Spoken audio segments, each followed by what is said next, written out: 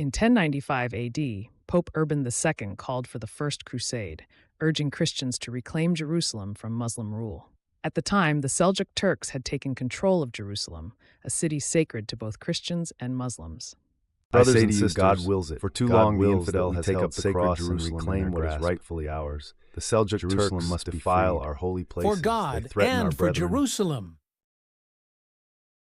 The Pope promised salvation and forgiveness of sins to those who took up the cross. Thousands of knights, peasants, and nobles answered the call, forming the First Crusade. After a long and grueling journey through Anatolia and Syria, the Crusaders finally reached Jerusalem in 1099. They laid siege to the city, cutting off its supplies and pushing the defenders to the brink.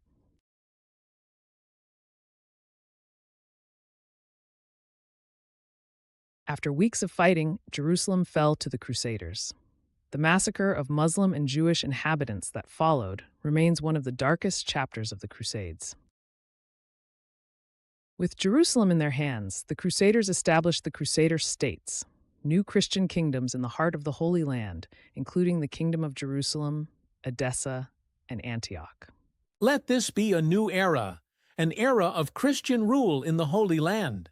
An era where I get what's coming to me. Antioch will be mine.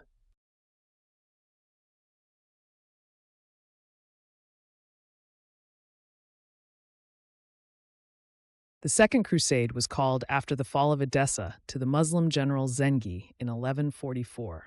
European kings like Louis VII of France and Conrad III of Germany joined the campaign.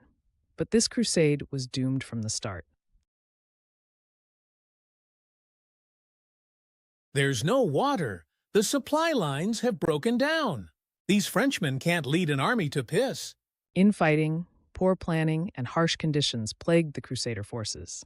They were unable to recapture Edessa and failed in their goal to aid the Kingdom of Jerusalem.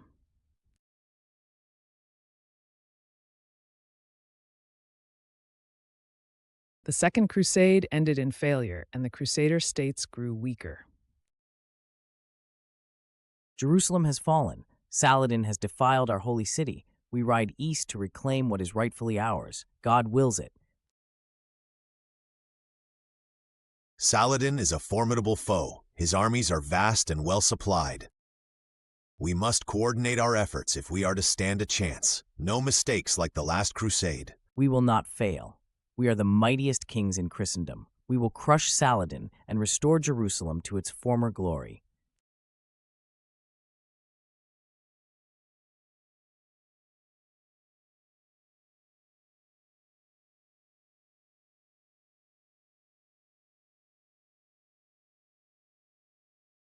I have come to claim Jerusalem. Jerusalem is a holy city for Muslims as well.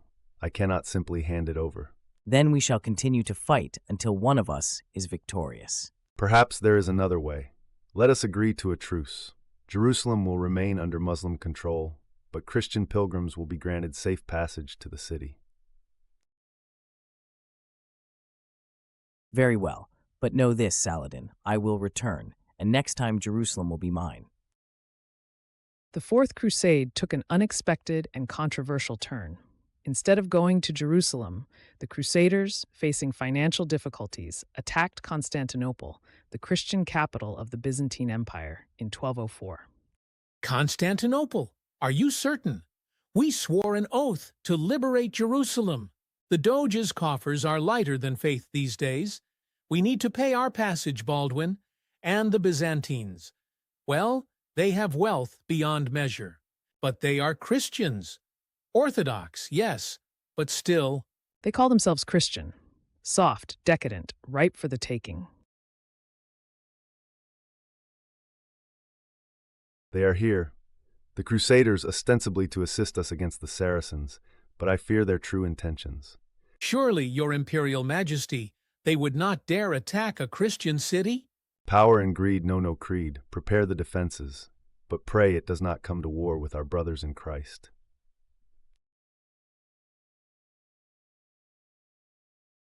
This is not what we came for.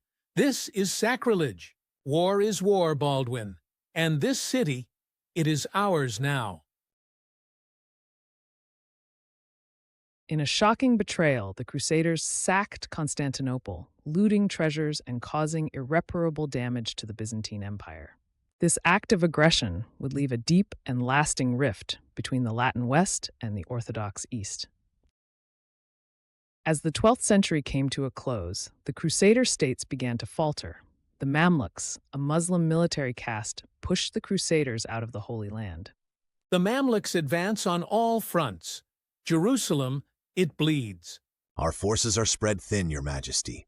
Hattin was a disaster. Saladin's victory broke our lines and our morale. Saladin is gone, but his successors are no less zealous.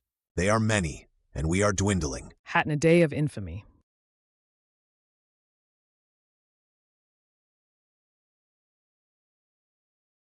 Have you forsaken us?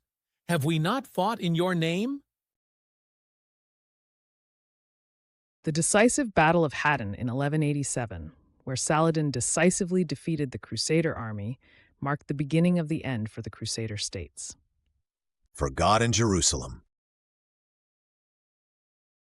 By 1291, the last Crusader stronghold, Acre, fell to the Mamluks, signaling the end of Christian rule in the Holy Land.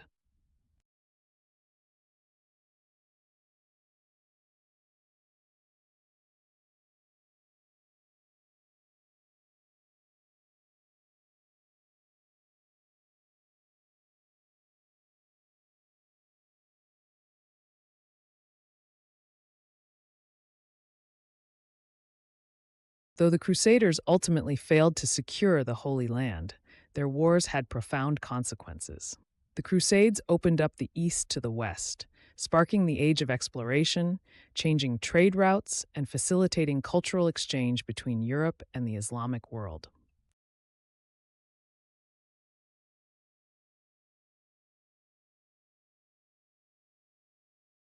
The Crusades left behind a legacy of both faith and bloodshed. They were a defining chapter in the history of the medieval world. The Crusades were about more than just war. They were about faith, power, and destiny. But they also sparked rivalries, betrayals, and ultimately the downfall of the Crusader states. What do you think about the Crusades? Were they a noble cause or a tragic chapter in history? Like, share, and subscribe for more epic history stories.